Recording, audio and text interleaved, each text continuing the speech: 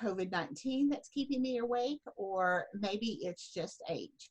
But I am dealing with issues of not sleeping. And so today our presentation is going to be from Dr. Amy Kostelic, who is our extension specialist for adult development and aging, and Natalie Jones, who is our extension specialist for family health.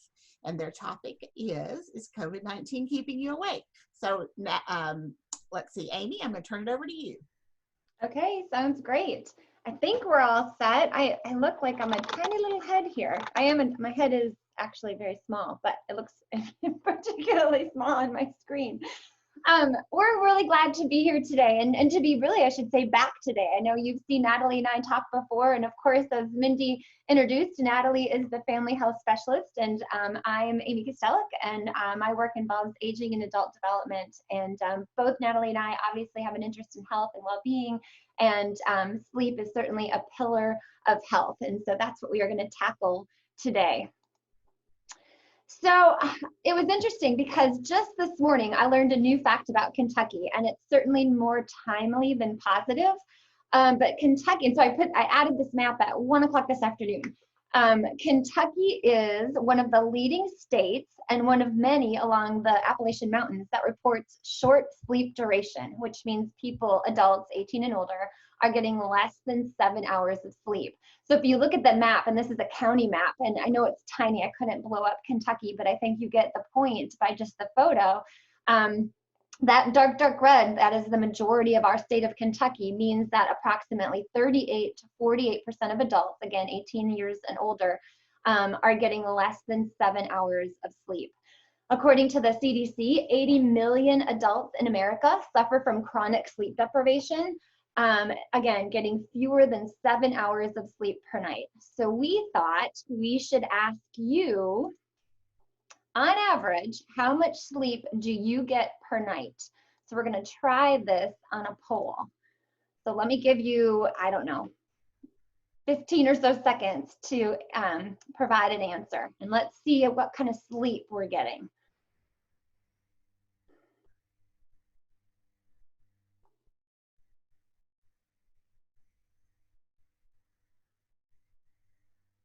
Slowing down a little, still coming in.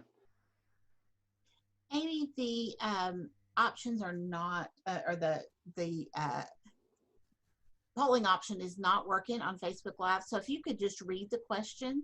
Oh, okay, yep, I'll do that. Let me do that. And then we can let people answer. Yeah, no problem. Thanks, Mindy. Okay, so the question is, on average, how much sleep do you get per night? And the choices from which people are answering include 4 hours or less, 5 hours, 6 hours, 7 hours, 8 hours, 9 hours or less. So again, on Facebook Live, on average, how much sleep do you get per night? 4 hours, 5 hours, 6 hours, 7 hours, 8 hours, 9 hours. It should say, I'm sorry, 9 hours or more. 9 hours or more. That was a terrible typo. That's what happens when I type fast, everybody. Sorry about that.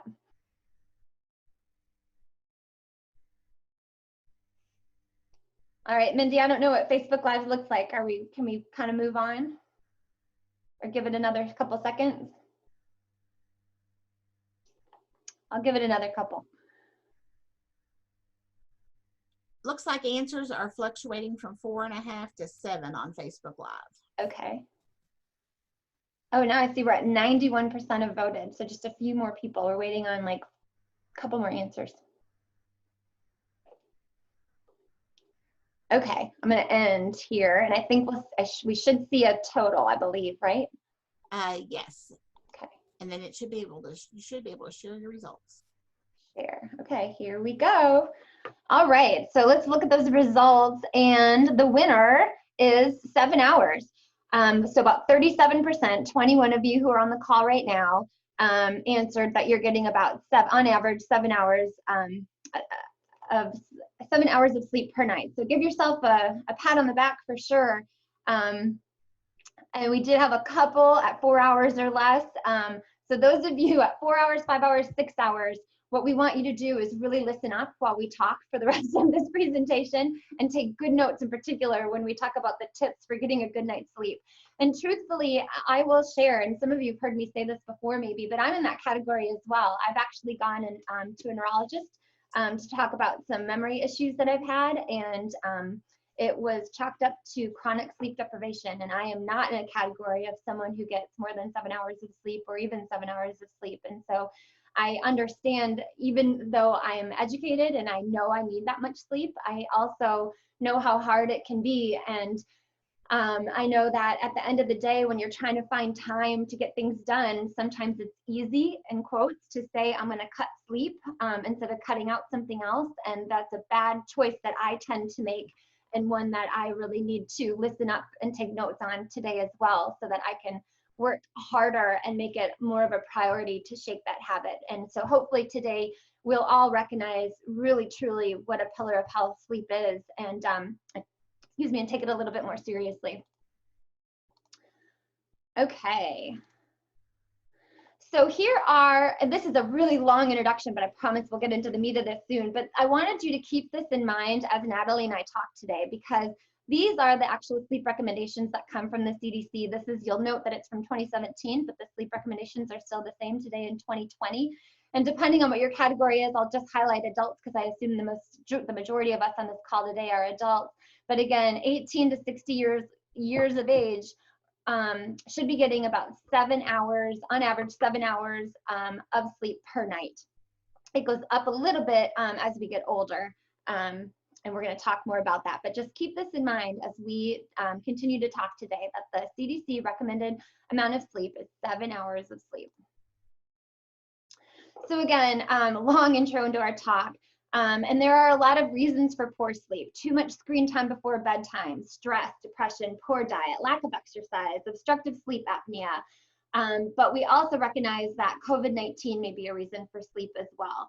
But again, the evidence shows that sleep is truly important, just as important as physical activity and good nutrition. And so we want to talk about today how we can manage our sleep, or what happens physically and with our health if we don't manage our sleep. So with that, we're going to turn it over to one more poll and to Natalie as you answer this final question. Is COVID-19 keeping you awake?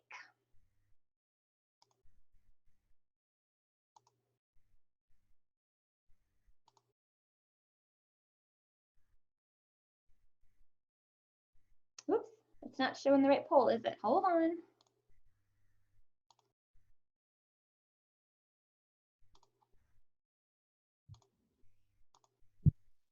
Mindy, you may have to help me. Why isn't it showing the right poll? Here we go. Watch. There we go. Is COVID-19 keeping you awake? For the live Facebook Live, again, the question is COVID-19 keeping you up? And the answers are either yes or no. Is COVID-19 keeping you up?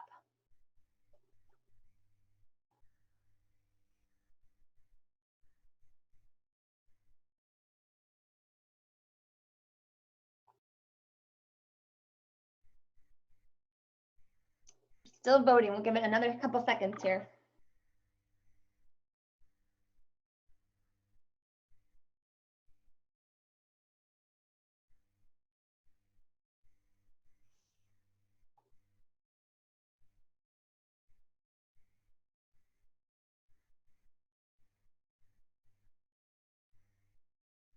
All right, it looks like it slowed down a little bit. And so here are the results. 53% say yes, COVID-19 is keeping you awake. So with that, Natalie, tell us what we need to know about COVID-19 and sleep. And I think we're getting about the same results on Facebook Live. Okay. Probably more yeses than nos. Okay, great. Thanks, Mindy. Awesome. So thank you guys for joining us. Obviously, it's a really important topic. A lot of us are dealing with either not getting enough sleep or, again, COVID-19 keeping us up. And so I want to point out that this is an important topic during a pandemic to get sleep, and we're going to go over the health benefits and the reasons why, but also focusing on really why overall, even before and after COVID-19, that sleep is so important. And Amy, I'm not sure, do you know why there's some yellow marking on the screen? I have no idea. I just noticed it too. And I think it started after we started the presentation, right? Amy, if you'll click on the top of your screen where it says view options, okay. There's an annotate button. See if that's turned on. And that, I think that's what's happening. Okay, it doesn't look like it is, but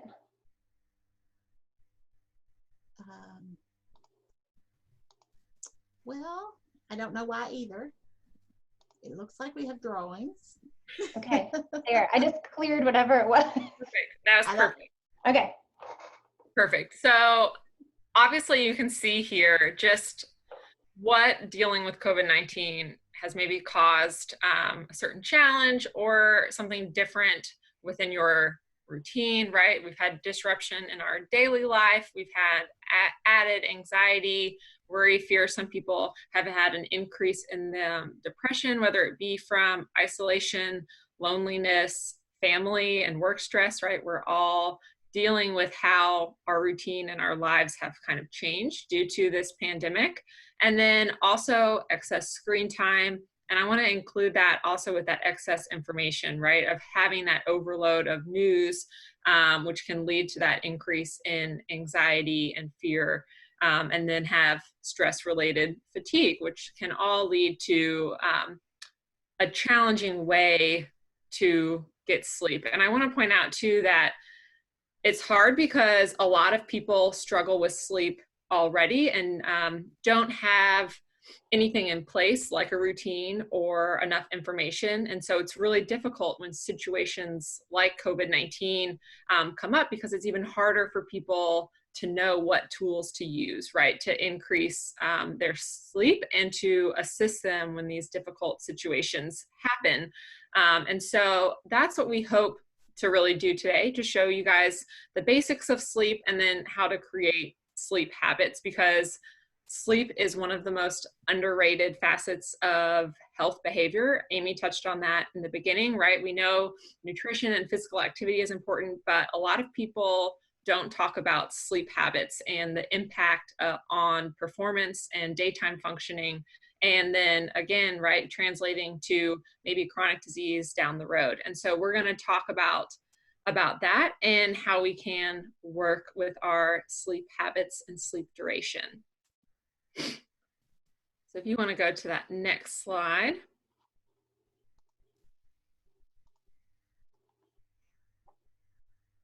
Perfect. So we all know, right, sleep duration. We want to talk about why it's so important during the pandemic. And it looks like, based on the poll that we did, that everyone understands that a healthy adult should be getting 7 hours of rest. But again, that varies between you and I, between everyone on this call.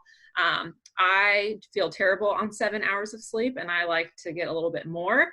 And so really to note that on the recommendations for adults, there really is no upper limit. And so for those people who were maybe around the 4, 5, 5.5 hours of sleep per night, I just want to go ahead and say, I'm a big believer in small changes and building on gradual ways to increase so that you hit that minimum 7 hours of sleep per night. And so that's what we're going to go through. And I want to encourage you to work on that and how it can influence your health. And so we're going to break all of these down. But just to give a rundown, sleep, why it's so important is that it helps support our immune system. It enhances our mood, controls weight, increases our feeling of safety, and can increase our safety in terms of decision making, heightens our brain functioning, improves our heart health, and then protects us from chronic disease down the road. So again, we're going to kind of be talking about why sleep is so important, and we can take this during a pandemic or outside of a pandemic. because our society, I know a lot of you guys kind of feel this way, I do at least, is that people kind of brag about lack of sleep as like a badge of honor. And there's some stigma around sleep, and that it's only for people who are lazy, and that we should be able to get everything that we need to get done on 4 hours of sleep or 5 hours of sleep and be super productive on top of our game all the time. But actually, we're going to go over why you shouldn't do that and why there are consequences of not getting enough sleep, whether it be headaches or migraines or different things that can happen from not considering sleep an important healthy lifestyle to focus on. So the first oops, I'm going to cut in there too for a minute, Natalie, too. We didn't make a specific slide on this, but the research does say that if you are an adult getting less than 7 hours of sleep, you are 100% at greater risk for things that are listed on this particular slide and what Natalie's going to talk about, but also including obesity. Smokers are more likely to be people who don't get sleep versus people who do, and also excessive drinking. So that's going to be underage drinking, binge, and underage meaning 18 to 20. Binge drinking, and just, again, excessive drinking. And then the top 10 chronic diseases can be traced down to 7 hours or less of sleep as well. And we also know that sleep is a huge risk factor for Alzheimer's disease and other dementias. Yeah, and I think we'll touch on this throughout, but it's perfect to note that your whole day can influence your sleep. All of your lifestyle behaviors can influence your sleep. And I know we're going to touch on this, whether it's like caffeine, alcohol, activities during the day, whether it's physical activity, right? All of these things can influence your sleep quality and duration as well. And so we'll touch on those. But the first thing that we want to touch on is how it can help fight an infectious disease, right? So sleep is so important because lack of sleep, again, affects how fast we recover. So it strengthens our body's defense when we're able to get a solid amount of sleep. And also studies have shown that a lack of sleep can make different vaccines less effective and even make our mind and our immune system less effective. And so open, again, to more chances to get sick. And so basically what we want to focus on is how and why our body needs this sleep to really increase our immune system, especially right now. And so your immune system releases these proteins called cytokines, which helps stimulate that immune response, and it is prompted during sleep. And so we really want to increase this because it helps, again, fight off infections or inflammation when we're under stress, which we all know right now during a pandemic and COVID-19, those feelings, right, of anxiety, stress, is a little bit high for majority of us. And so we want to make sure that we are able to sleep so that we can increase that immune response. Your body, again, right, needs it to fight off infections. Again, long-term lack of sleep can increase our risk of obesity, diabetes, and heart disease as well. Perfect. So as you guys, I'm sure, are aware, all of us have felt this, right? I sure know I have, is that lack of sleep affects our mood.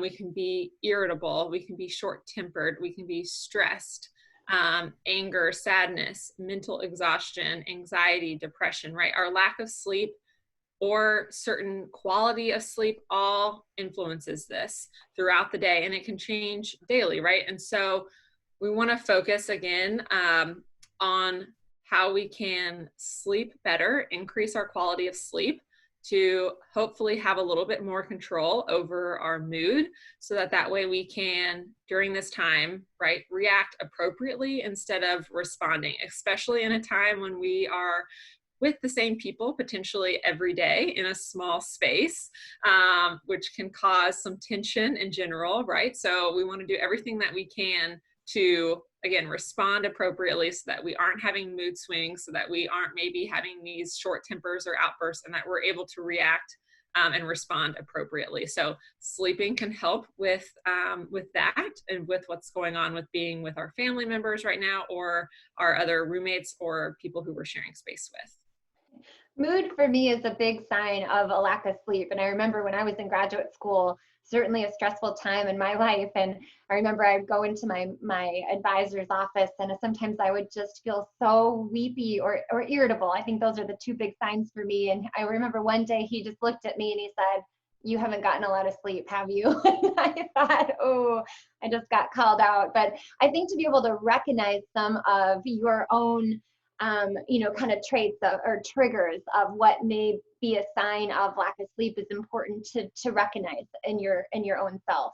And I think that's perfect that you brought that up too, because everybody is going to respond differently, right? Or have different emotions that come out. Like you said, maybe it's tears of, I'm just crying because I'm so stressed, or I'm so tired, I can't handle it. It could be a wide variety of things for different people. So again, I think that that's great to remember that maybe you aren't really that upset at that person. You're just tired and you just need a break and some time. And so it's really important while we're in small spaces or not seeing a lot of people to keep that in mind. So that way we know how we can address it personally to respond appropriately. So moving on, right? Sleep plays, again, a role in our weight. So it helps maintain a healthy balance of hormones that can make you feel hungry. It decreases your risk for obesity. And this because it affects our metabolism and appetite, right? So when sleep is deprived, so when we aren't getting enough sleep, our metabolic system is out of balance, which then makes it hard for us to make those healthy dietary choices.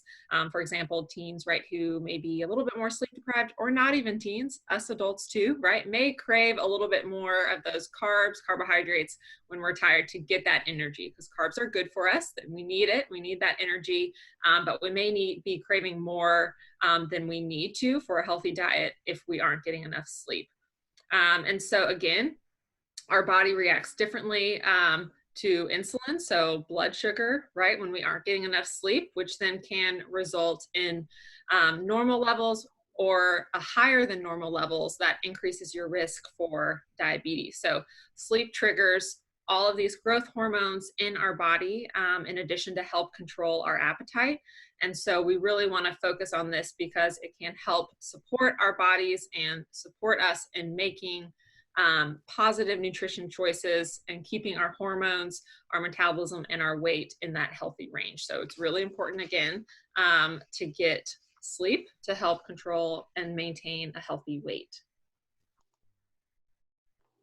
So this is something that I find fascinating, is how sleep can truly help us function throughout the day and increases our safety and our decisions in terms of driving and function. And so one of the things that I want to point on is how, right, sleepiness can affect drowsiness and driving accidents and workplace injuries, depending on what type of work you are doing throughout the day. So I'm going to point out a few studies here. The first one that I find fascinating is that 60% of adults have felt drowsy while driving, and 1/3 of adults who have driven have fallen asleep at the wheel. And that is really, I think, a staggering number to think about how many accidents that could have caused. And then again, thinking about how many of those accidents could have ended in tragedy because of being drowsy or falling asleep at the wheel. And so I have known one of my uncles fell asleep at the wheel and was in a car accident. Luckily, it was just him and he was okay. But it's something that happens. And so to keep that in mind, that again, sleep is so important. And then I also want to point out another. Natalie, let me interrupt one more time too. I think it becomes even more powerful when you hear the statistic or the fact that sleeping is said to be as much as or even more dangerous than drunk driving. Well, and I think that, yeah. Oh, I'm sorry, I didn't mean to interrupt. But when I remember seeing a clip on the Today Show about that, and they did a simulation with drunk driving and sleepy driving, and it was amazing to me because you wouldn't necessarily maybe think that. Yeah. Those are similar or dangers. Yeah, so it's fascinating because so they consider sleep deprivation. So researchers find sleep deprivation means being awake for 17 hours at a time. So again, sleep deprivation can slow your reaction time down to equivalent to someone who is legally intoxicated. So that is where what you're talking about comes into play in terms of your impairment can be up to or even more of a slow reaction time in terms of 45 milliseconds, which doesn't seem like a lot, but it is. And then again, so inadequate sleep is leading to us reacting slower, and then either overcorrecting when we're driving or not correcting in time because of that delayed. And so again, like you said, it's crazy to think that sleep is equivalent to someone who is legally intoxicated. And we all know that we do so much programming on drunk driving and decreasing drunk driving, but we don't see a lot of campaigns about sleep and driving. So really important for us to keep that in mind. Again, in order to react and to be safe, we need to make sure that we're getting sleep. We have a question that we need for clarification. So Okay. when we're talking about total number of hours of sleep, is that within a 24-hour period? And should it be uninterrupted, or does it account for naps? Total number in terms of the CDC guidelines? Right. Is that what the question is? Yes. Yeah, so the CDC guidelines is for adults, right, to get 7 or more hours of sleep. So ideally, it is that it's in one duration, so one time. So at night when you're sleeping, or if your shifts are different, right, whenever that bedtime is for you, that you're getting 7 or more hours of sleep. Again, that upper limit does not exist. There are some studies that show maybe 10 hours could be a little bit too much for adults, but again, everyone is different in terms of what they need for sleep and how they feel with sleep quality. So I will say though, that if you are unable to get 7 hours of sleep and naps are what you need, then I would recommend, or I would say that naps are okay in order to get sleep. But again, knowing that taking naps throughout the day can be dangerous and creating dangerous, can influence your night routine and your sleeping. And so keeping in mind that if you are taking naps throughout the day, that then that can influence your ability to fall asleep at night, right? So it's kind of that cycle, and trying to figure out, again, how to create that sleep routine to help you get a better night's sleep, or whenever that night is for you. And Amy will go over, I'm sure, some of those details in her part. She's going to talk about how you can create a sleep routine to increase your sleep and quality of sleep. But again, I do think shooting for that 7 hours, or getting as close to that 7 hours in one chunk of time, is the goal. But knowing that sometimes we need a nap. And if you need to, again, for example, if you're taking a drive, you don't want to fall asleep at the wheel, then pull over and take a nap, right? That is when it is 100% okay, even whatever the CDC guidelines say, to take a nap and to pull over, close your eyes, take a break. So keeping that in mind, again, right, it's all ebbs and flows of your daily routine and your lifestyle, and what you think is safe and what is good, but trying to focus on getting that 7 hours a night. Does that answer the question? I think so. Thank you. Mm-hmm. So sleep obviously is so important. Again, we've talked about our reaction time, but it is also really helpful for enhancing our learning and our memories and our problem solving skills, right? So a sleep deprived person cannot focus or pay attention optimally, and then therefore cannot learn efficiently or be attentive in a classroom or attentive on a Zoom call, right? When they're teaching or trying to learn, right? They just can't pay attention. Second is that sleep itself has a role in what we call consolidation of memory, which is essential when we're trying to learn new information. And so when we take in that new information, we have that consolidation of memory, which is the process of making that learning something new into a memory and making it stable to where that we can recall it.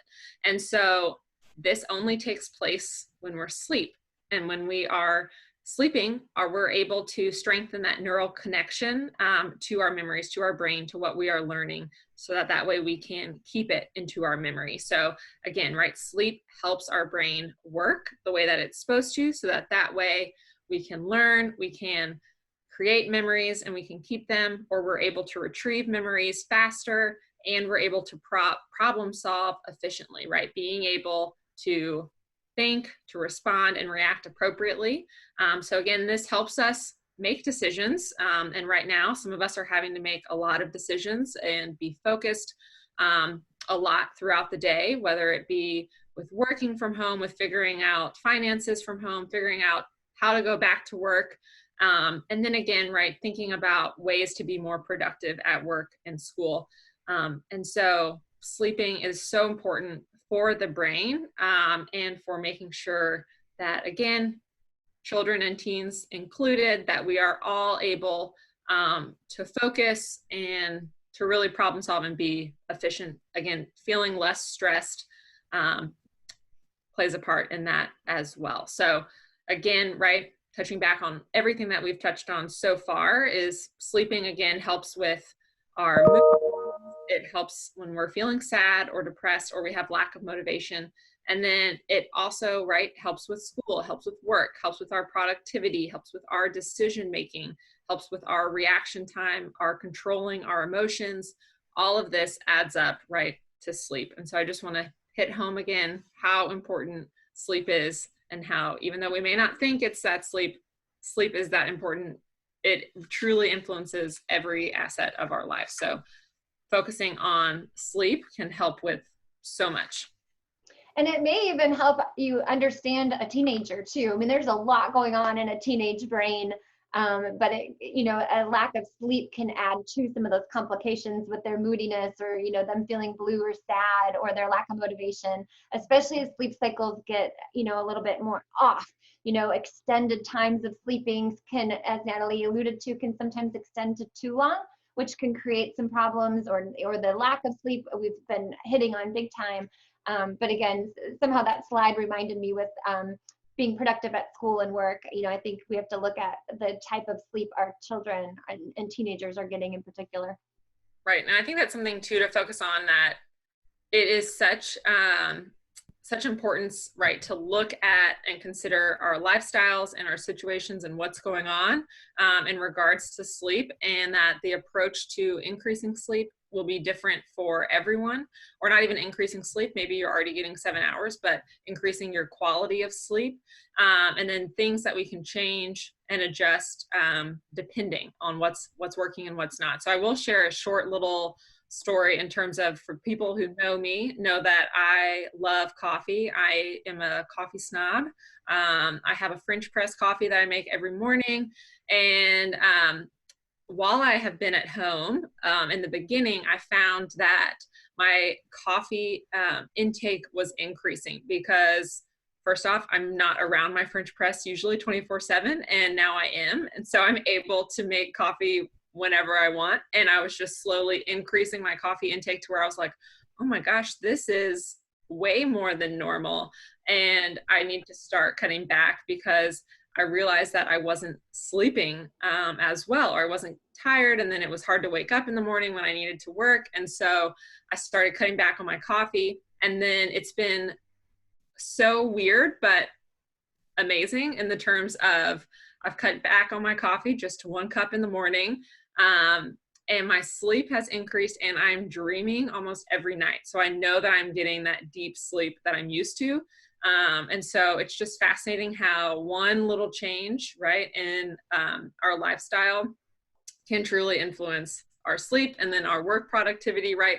Everything, kind of that ripple effect based on one decision. And so really keeping that in mind again, right, that we have to consider this a lifestyle change, and lifestyle impact our sleep. And so Amy will touch more on that, but I just wanted to share that because that popped up when you're thinking about teens or kids and different things that maybe they're drinking more energy drinks now, or they're drinking coffee or whatever it is, thinking about that as well. So the last thing that we want to talk about in terms of health and sleep is that regardless of age, regardless of weight, smoking and drinking and exercise habits, people who don't get enough sleep are at a greater risk of heart disease. And so I just want to point that out, that it is so important for our hearts to get adequate amount of sleep, right? 7 or more for adults. And that excess weight, right? All of these heart disorders, strokes are just a few risk factors associated with sleep apnea. And decrease risk, right? If you're able to get enough sleep, then we have seen that people's blood pressure is lower, and then they have less risk of heart disease and stroke, which kind of makes sense, right? If you're anxious and you're not able to get enough sleep, you're going to have a higher blood pressure, right? But if you are able to get enough sleep, able to control your emotions, able to think clearly, to problem solve, then your blood pressure won't be as high. And so just thinking about all of that, it's good for your heart. It's important for us to focus on our sleep to protect our hearts. So again, right, sleep decreases the risk for chronic disease. So long-term sleep deficiencies. So, right, our bodies aren't made to last. They aren't built to last, to sustain 4 to 5 hours a night of sleep for years on end, right? We need sleep. So if you are able to get enough sleep, 7 hours or more, then you will have a lower risk of heart disease, lower risk of diabetes, lower risk of obesity, and a lower risk for depression. So I think that all that we covered up to this point kind of sums up that, right? We touched on why it's important for our health in terms of heart disease, in terms of diabetes and how we respond, obesity and depression, right? Getting that sleep quality is so, so important to decrease our risk for chronic disease down the road. And so again, when you think about that map that we showed at the very beginning of the presentation and how dark red Kentucky was, and to know that there is an association between lack of sleep or chronic sleep deprivation and these risk factors with chronic disease, I mean, I really hope that can be a wake-up call for us. And we know we're one of the leading states in these chronic diseases as well. And then if we continue to tag that on to COVID-19, we know that these chronic diseases are risk factors for COVID-19.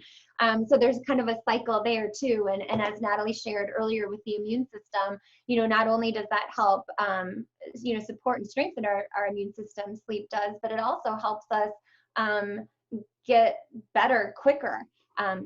Sleep does. So even if we do become affected by something like COVID-19, our chances at recovery may be better with more sleep. And certainly, you know, it's not going to hurt. So right. Let's learn some tips. Oops. No, yeah, I just want to point out too, right, like of what you're saying is that sleep is amazing. And we mentioned it in the beginning that it's something that isn't touched on a lot with health per se, but it's free, right? Getting sleep is free and healthy and prevents chronic disease and injuries and all these other different emotions and mood swings. So it's really important to keep in mind what Amy's about to talk about in terms of the basics of sleep and really creating these sleep habits. I love that. So here are some free tips to healthy sleeping. And I'll try to kind of cruise through this a little bit. You guys have been hanging with us for quite a while now. But I think it's good to sometimes, I mean, I hate to focus on the negative, but sometimes the negative campaign helps us, you know, drives home why we need to change something. And so we did spend a little bit of time on saying why sleep is so bad, but we really want people to recognize that, because like Natalie said, there aren't a ton of sleep campaigns out there. I kind of was amused when you said we've got all these drunk driving campaigns and programs, but we don't have a non, you know, don't drive. I mean, you do hear it on the news, like, I guess occasionally, but there aren't a lot of campaigns or ribbons that we wear around our wrists or whatever that say don't sleepy drive kind of thing. And maybe we need to. All right, so let's look at some sleep recommendations. And again, these are also free tips. But a big one is going to bed at the same time every night and waking up at the same time every morning. And, like Natalie said, we all have kind of our own circadian rhythms. Those circadian rhythms are those biological and those psychological internal time clocks that we all have. Those circadian rhythms or that time clock tells our body when to sleep, when to wake, and when to eat. So, I really, truly don't think I'm a person, I hate to say that needs a ton of sleep. I'm not going to be like a Natalie, and I don't need 9 to 10 hours of sleep.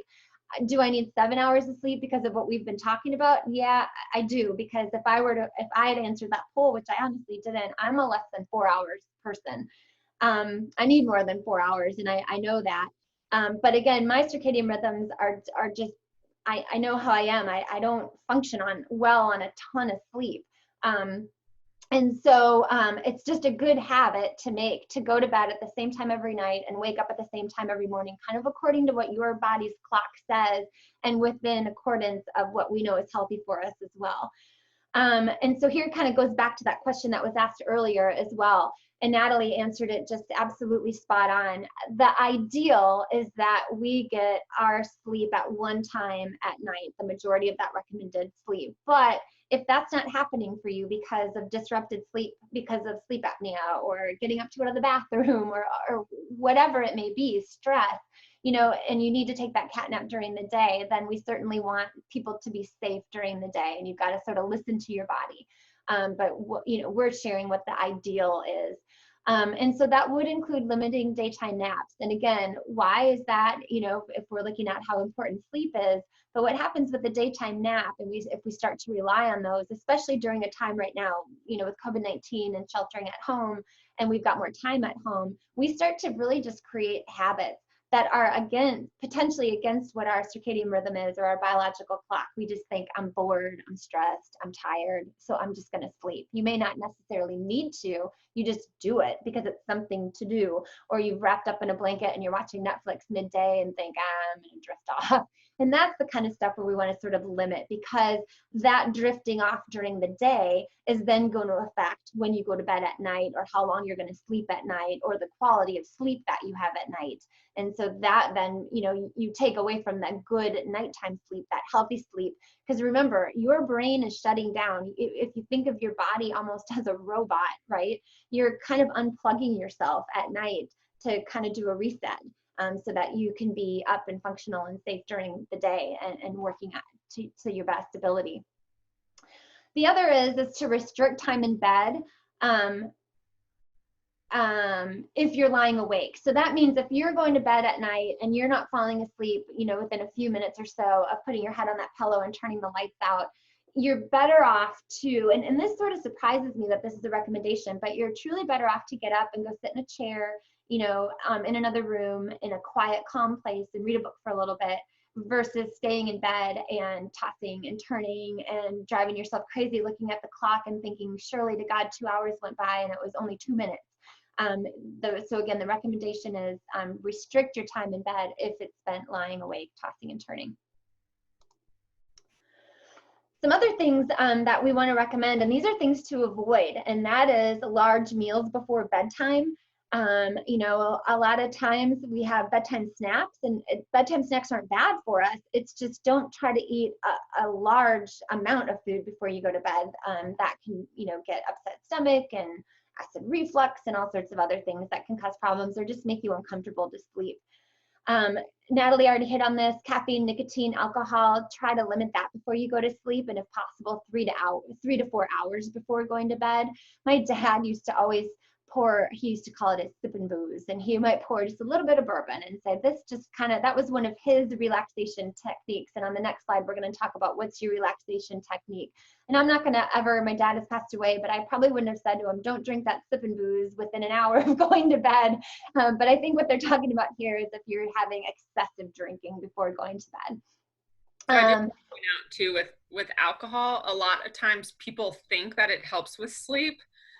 Because you may fall asleep faster, but again, when you're drinking alcohol, and it could be just a little bit or sometimes a little bit more than recommended, you may fall asleep faster, but your quality of sleep in terms of getting to those REM cycles is not going to work. So you're going to have lighter sleep, which means you aren't getting the benefits from sleep because of the lack of quality. So you may think it's helping, but it's really not helping. Yeah, thanks for adding that, Natalie. Exercise, the same thing.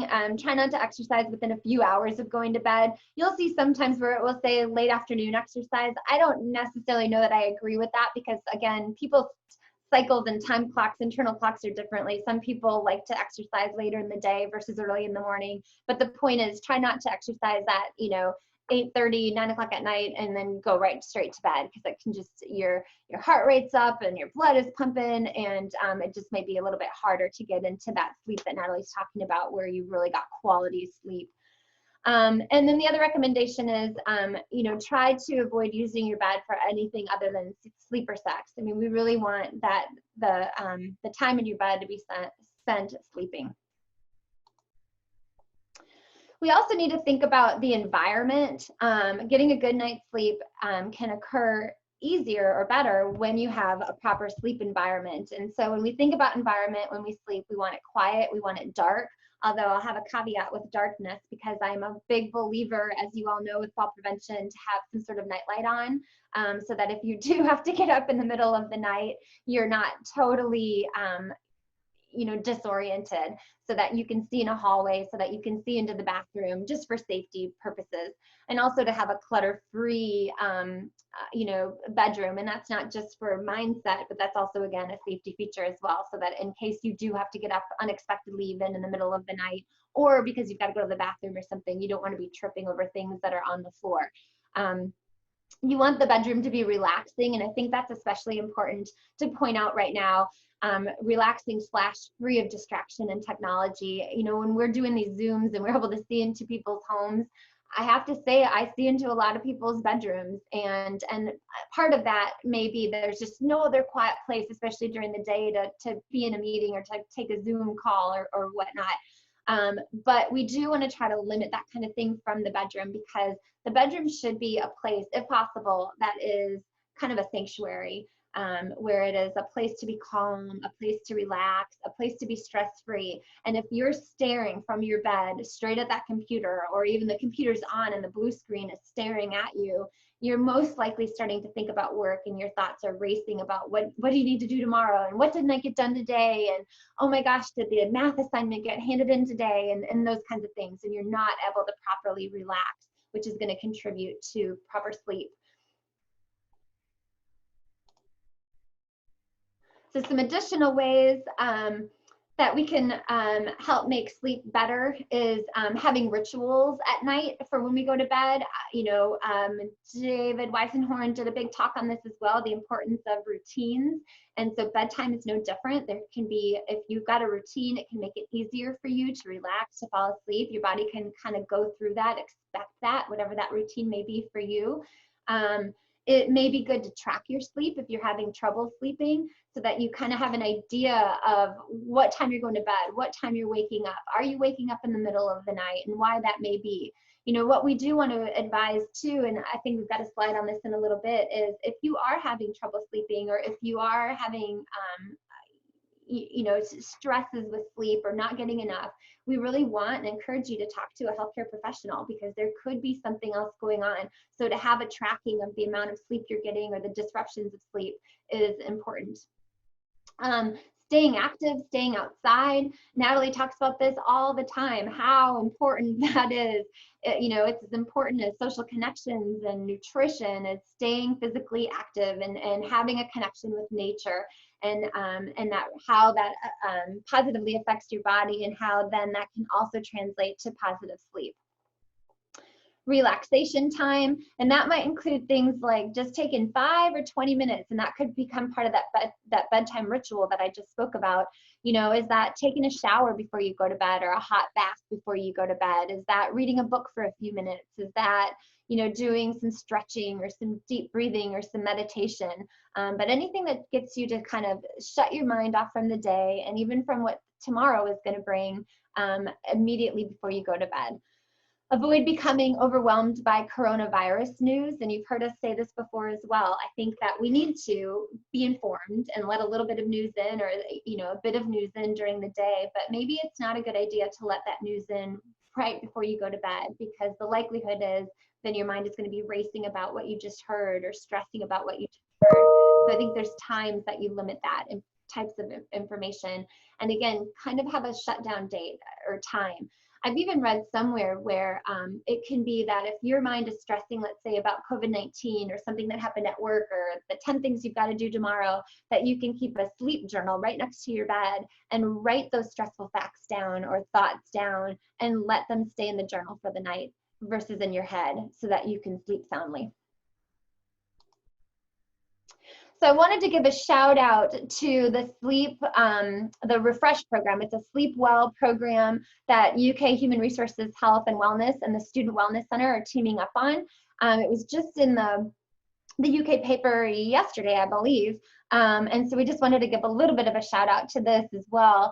But this, the Refresh program is a web application, and it's run through something called Sleep Rate. And the Sleep Rate app monitors and analyzes your sleep to reveal how long and how well you slept. And there's certainly other web applications out there as well. Again, this one is just being promoted with UK right now and with students and with faculty and staff and personnel.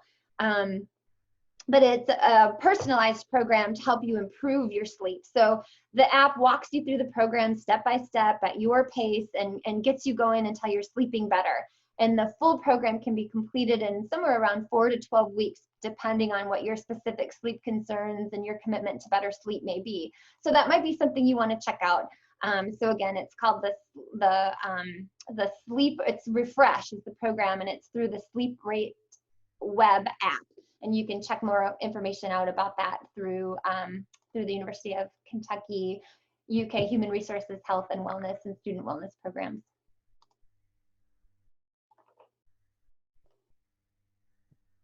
Perfect. So this is kind of where we want to touch on, right, sleep, and then other issues that could come from sleep. So this quote says, "A key symptom of having sleep issues is frequently not feeling well rested through the day." And so this is where I want to focus on. It's important to differentiate between sleep deprivation and insomnia, just like what Amy was talking about. So majority of people are dealing with sleep deprivation, right? We just are getting a poor quality of sleep. Maybe we aren't having a proper sleep ritual. We don't have those tools in our tool belt, like Amy was saying, of maybe stretching or having a routine before bed. And so therefore we're having a lack of sleep. But insomnia occurs, right, when the opportunity to sleep is present, but you're unable to fall asleep. So again, most people, right, are just sleep deprived, but and due to, right, reduced sleep. However, if you do feel like you are getting adequate hours of sleep, right, that's 7 or more, but you're still tired and sleepy, it's important to be evaluated by your healthcare provider in terms of figuring out if you have a condition like sleep apnea. So to keep that in mind, that there are times when maybe you do need to reach out to a healthcare provider to figure out if there is a specific issue about sleep that's going on. So if you want to go to that next slide. Sorry. You're good, you're good. So this is when, right, how do you know if you have sleep issues, right? And so it's important to contact your healthcare provider if you have ongoing troubles with sleep and or, again, right, it's affecting your daily functioning with work or just routine. And so I just want to read these off, right? Daytime sleepiness, irritability or moodiness, difficulty staying awake when sitting still, watching TV or reading, falling asleep or feeling tired while driving, right? 1/3 of adults have fallen asleep at the wheel, so keeping that in mind. Difficulty concentrating, told by others that you look tired, that slow reaction time, right? Thinking about in terms of it being equivalent to being legally intoxicated, that 45 millisecond delayed reaction or more, depending on your lack of sleep. And again, sleep deprivation, right, is 17 hours of being awake. Trouble controlling your emotions, feeling the need to take a nap almost every day. So right, what Amy said in terms of we're trying to limit our naps throughout the day. But again, if needed, taking the nap. And then, right, figuring out if it's caffeine maybe or certain beverages that we're depending on because we aren't getting enough sleep. And I do want to point out sleep, it's so tricky, right, to have that ritual, to have that routine, because it's that cycle. There's so many cycles in terms of nutrition, right? Eating more so then we aren't tired. We have that boost, that carbs, that energy, or drinking more caffeine. Like I mentioned with my issue, I was drinking more coffee, or whether it's any other type of beverage or naps that are influencing our quality of sleep. So keeping all of that in mind.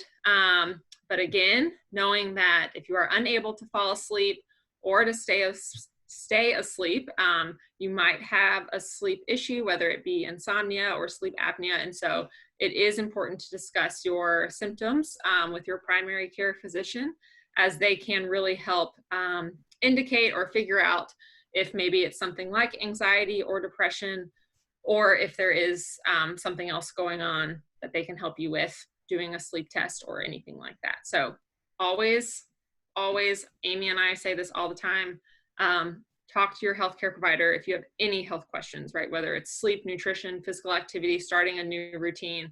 It's so important to do that. So I see a question in the chat box that says, do you have any recommendations or suggestions specific for night shift workers or family members getting more/better quality sleep? So for people who work during night shift, especially I have some good friends who are nurses who flip-flop, and so like how they go back and forth between daytime and nighttime shifts, and honestly they will be the first to tell you that it's not good for their health to be going back and forth and to flip their routine. But if you are on a night shift, one of the best things that you can do, again, just like if you were on a daytime shift, is to try to keep a routine and a set time of when you're sleeping. And then if you can get blackout curtains for your room, like Amy mentioned, it's important to have a dark room. And so to have that, to limit the light and the noise if possible, that can be really helpful. And I totally understand family members getting more or better quality of sleep, because that can be really frustrating when someone's like, oh, I fall asleep like that and I slept great. How'd you sleep? And you're like, horrible. Thanks for asking. So it can be really hard, but I think just like what Amy mentioned in terms of having a ritual, having a routine is something that can help with that. And maybe getting that family member, that partner, that spouse, the kids involved in that routine as well. I think it's fascinating that a lot of times kids have these bedtime routines and rituals, right? We coach kids into doing them all the time. Like, okay, let's go put on our pajamas. We're going to shower, go put on our pajamas. We're going to read a book. We're going to brush our teeth, and then we're going to go to bed, right? So kids have this routine. And then somewhere along the lines, we kind of forget that adults need this routine as well. And so I would just encourage you to make it a family routine and to have people involved. And so whether that's kids having their routine, and then maybe the parents stay up for a little bit longer, right? Enjoying that adult TV show, that adult time together, and then going and having the same routine together can be helpful if you guys are on different quality of sleep patterns, if that makes sense. Yeah, and then just to add to that, just a hair, I think with folks who work night shifts or swing shifts like that, part of building that routine is having a routine within the family as well. I used to have an in-law who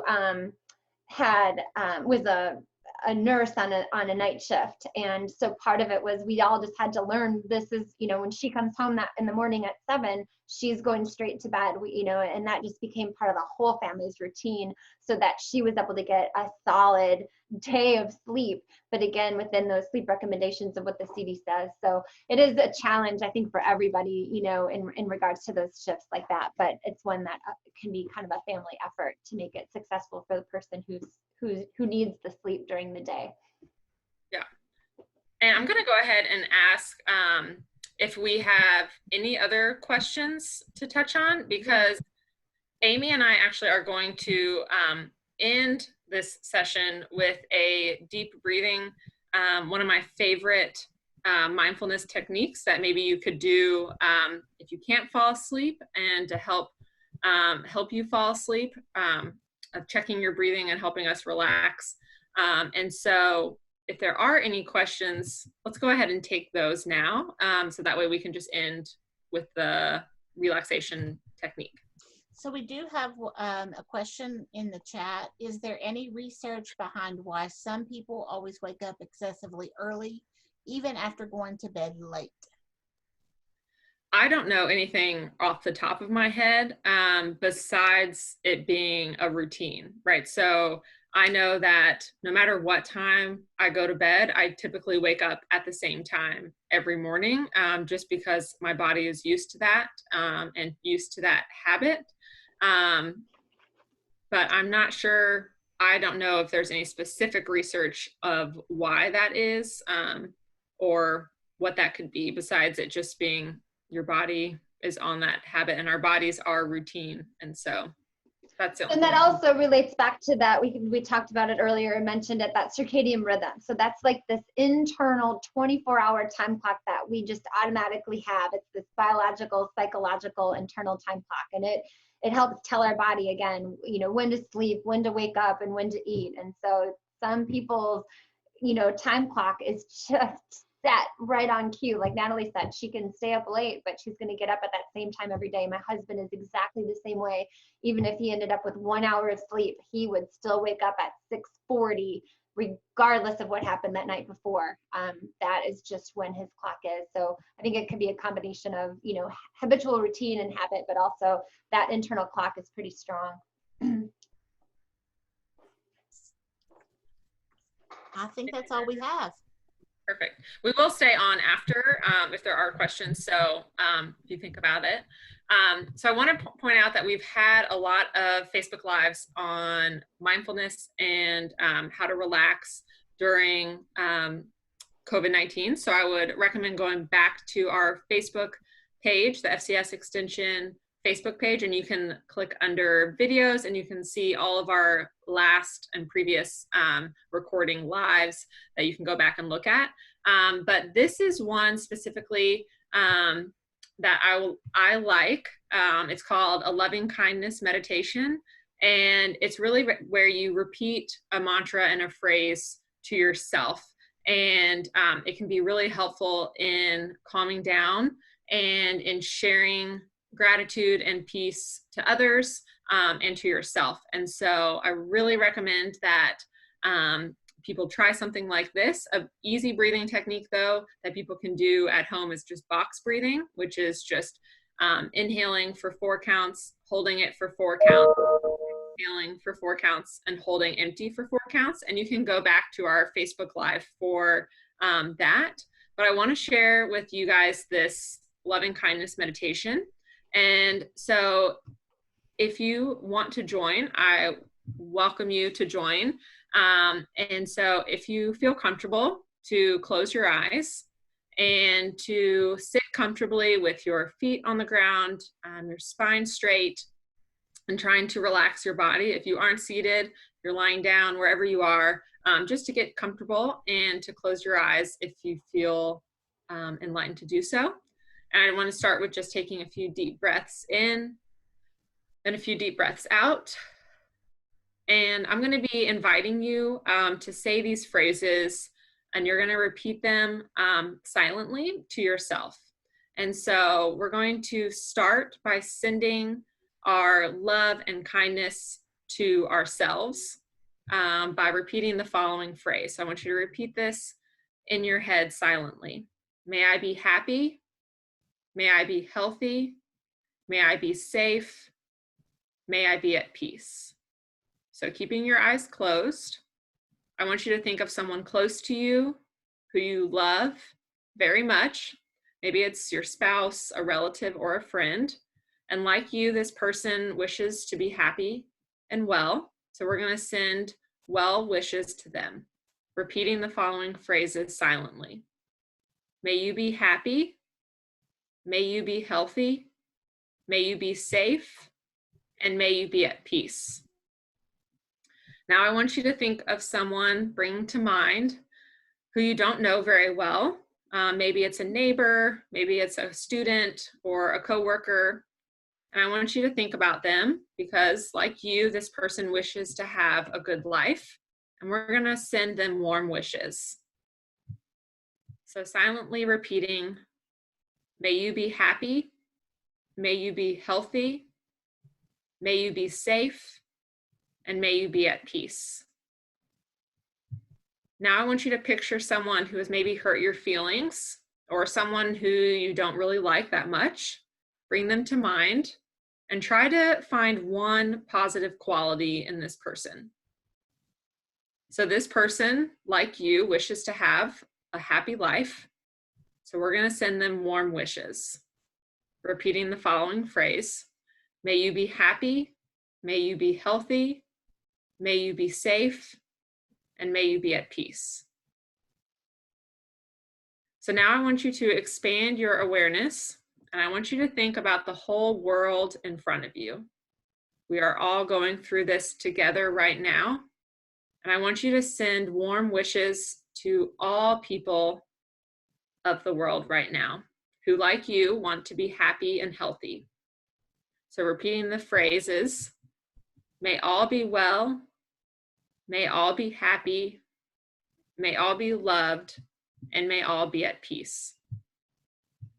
Now take a few deep breaths in and a deep breath out, and just let it all go. And notice how you feel after this loving kindness meditation. And when you're ready, go ahead and open your eyes. Perfect. So thank you guys for joining us, and for those who took part in that loving kindness meditation. That's something that you can do just to relax and to calm down, to be grateful for your day, have that gratitude, sending it to yourself and to others, especially during this, this hard time. So if you guys have any questions for us, we'll stay on for a little bit after.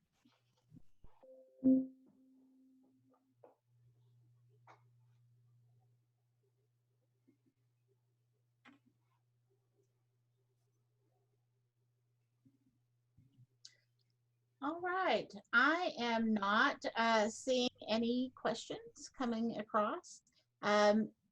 Of course, you can always reach out to us on ukfcsext@uky.edu, and we can get any questions or further clarification that you need from our speakers to them and make those connections for you. So thank you for joining us on our 10th week, I believe it is, of FCS at Home. I hope that you have enjoyed your time with us today, and we'll be back with us next week. We just have a session on Thursday due to the Memorial Day holiday. So we'll see you next week. Family and Consumer Sciences Extension at the University of Kentucky. Our agents share research knowledge with individuals, families, and communities to improve quality. Well, okay, I think we're done. Sometimes it ends for us no matter what.